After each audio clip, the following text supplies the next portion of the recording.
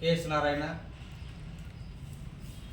Republican Party of India, Bhimrao Ambedkar party Nellore జిల్లా ఇన్ఛార్జిగా నేను పనిచేస్తున్నాను.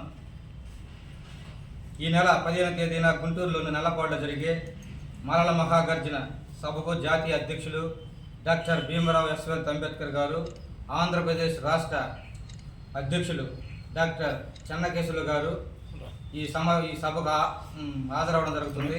అదేవిధంగా ఈ నెల 9వ తారీఖున కేంద్ర మంత్రివర్యులు విమానయ సహాయ సహకారాల మంత్రిని మురళీధర్ మోహన్ గారిని చెన్నకేశవులు గారు రాష్ట్ర అధ్యక్షులు కలిసి ఎస్సీ వర్గీకరణ పైన ఆయనకి రాష్ట్ర పరిస్థితుల గురించి వివరించడం జరిగింది.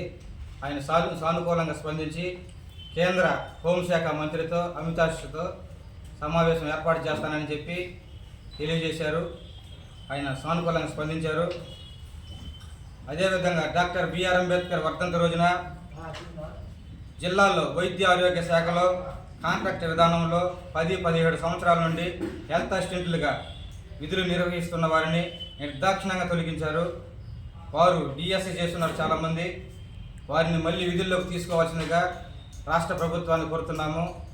జనవరి 8వ తేదీన ప్రతి గడప ప్రజాక్షేత్రం అనే కార్యక్రమాన్ని మొదలు పెడతాము.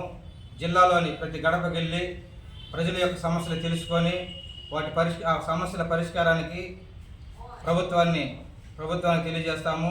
మా పార్టీలో యువతకు మొదట ప్రాధాన్యత ఇస్తామని చెప్పి తెలియజేస్తున్నాం ఈ సందర్భంగా.